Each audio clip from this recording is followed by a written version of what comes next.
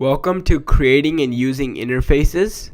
In this lecture, first of all, we'll start off by understanding exactly what an interface is. Then we'll look at how we declare an interface and how we use it. And then we'll understand that when we use it, how the implements keyword fits in. So first of all, it's very important to establish a base, and that is, what is an interface? An interface is a group of related empty-bodied methods. Now, when you think of empty-bodied methods, that may remind you of something like abstract methods, because as we've gone over earlier with abstract methods, all they do is they only have the header, but they don't have a body, or they don't have any code. And that's exactly what an empty-bodied method is. So it's basically the purpose of an interface is to establish the general structure without any details. So this establishes the general structure of a class without any details. And whatever the implementing class is, it implements the methods. Basically what that means is kind of like the subclass in essence of an interface. It implements these methods, or it writes the code, and it gives these methods a body. Because remember, in an interface, everything is an empty body. All methods have an empty body in an interface. There's nothing but empty-bodied methods. That's all an interface consists of. And then whatever class implements this interface, or basically its subclass, that class is responsible for implementing all the methods or writing code for all of these methods. So now, interface declaration and use. So as for the declaration, here's an example: public interface shape. So we're usually used to saying something like public class shape or public abstract class shape, anything like that. But in this case, what we do is we say public interface shape. So this tells the computer that we're declaring an interface. Now, within this interface shape interface, we have a method int area int L, int W, semicolon. Now, there's some things that look familiar and some things that look different. First of all, we have int, which tells us what it returns. We have a name, we have parameters, we have a semicolon at the end, which is something we saw when we wrote abstract methods. We know that there was always a semicolon at the end because just to let the computer know that there's no code for this. And now notice how the public keyword is not present and the abstract keyword is not present. That should not be present because with an interface, all you need is the return type, the method name, the method parameters, and a semicolon to end it all out. And that's what that's what all the interface will be. That's what it'll simply be. Just simply method headers without the public or private or whatever, public, private keyword, and the abstract keyword. Nothing like that needed. This is the format it'll follow, and this public interface shape can have an infinite amount of different methods.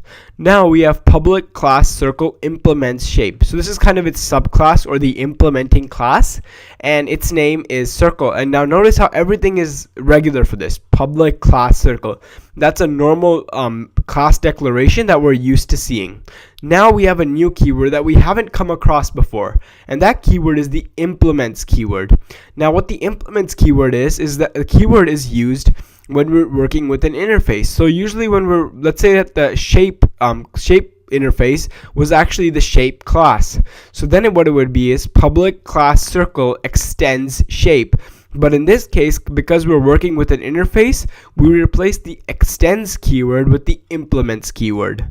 Now, within this public class circle, again, the subclass or the implementing class has the responsibility of providing implementation or code or a body to every single method declared in the interface. So in our case, I've only shown one method declared, which is the area method. So that's all this subclass here will have to do, or this implementing class will have to do. And it says public int area, int L, int W, and then some code within braces, which of course the code does not matter. It needs to be present, but the code does not matter. Now notice how I added back in the public keyword, because now this is part of the class, and any code can go in there, whatever it is, but there needs to be an implementation, or there needs to be code. And this is awfully similar to what we do with abstract classes and abstract methods. Couple of the differences are we're using the implements keyword instead of the extends keyword, and there's a few differences in method declarations within an interface versus an abstract class. So now, in order to look at the interface use in action and see exactly how an interface would look in a live programming environment, we're going to move to Dr. Java. So here we are at Dr. Java. I have two files open, animal.java and dog.java. So the animal.java has an interface named animal. So let's take a look at that. It's very, very basic. So as you can probably tell now, interfaces are very small and basic. So what we have over here is we have the declaration public interface animal. So this interface keyword right over here tells the computer that we're declaring an interface. And then we have the name of this interface and a public keyword. Now, within this interface, we have public void eat and public void run. Now, if you remember from what I've gone over, there's actually an error I've left in here intentionally, and that is this public keyword. Now, remember, within an interface, the method declaration only needs to have a return type, which is void in this case. It needs to have the method name and parameters if any are there, and then a semicolon at the end. So now notice I have nothing else. In abstract classes we've looked at, we have things like maybe an instance variable or things like that, or constructor, nothing like that. Just straight down to the business, just some simple method declarations without the public keyword. And all it's doing is it's giving the return type, the method name, and the method parameters if applicable. And that's all this interface does. So now, whatever implementing class of this animal interface, they have to give implementations for these two methods. That's a requirement, and that's where this interface comes into play. Basically, what this interface is doing is it's setting guidelines or rules for whatever it's implementing classes. It's setting rules that require it to define these two methods, and that's basically what the purpose of an interface is. So now let's move to the implementing class, which is the dog.java. So here we are in the implementing class, and it says public class dog implements animal. So again, we have the dog, we have public class, something, all these things we're used to. Over here we have the implements keyword. The implements keyword is something that we've learned just now, and it's used when we're working with interfaces. We have the animal, over here, which is the name of the interface. And remember that this implements keyword would be replaced by extends if we were working with inheritance. But this time we're working with interfaces and not inheritance. So this time the implements keyword is used. Now remember, there were two methods in our animal interface that we had. We had void eat and void run. And now as the dog class, as the implementing class, the dog class is required. Yes, it's required to provide definitions for these two methods.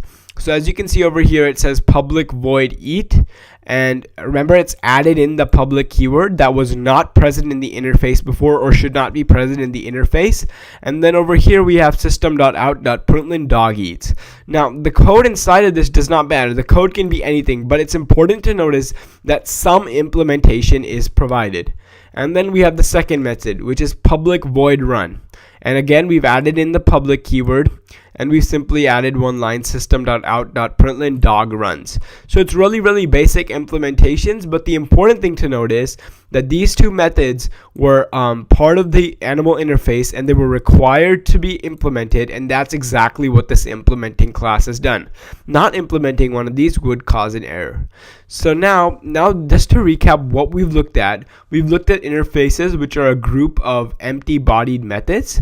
And basically by what that means is they're kind of like a group of abstract methods, and then they're used to basically set the general guidelines or rules for any implementing classes. And the implementing classes just give declarations and methods and whatever else, give implementations for these different methods, and we use the implements keyword. And now keep in mind, this dog class, just because it's the implementing class doesn't mean this dog class can not have things that you would regularly have in a class. This can have instance variables, constructors. That's only for an interface, but this dog class is free to do what it wants to do. But the only things it's required to do is to define these two methods, which is successfully done.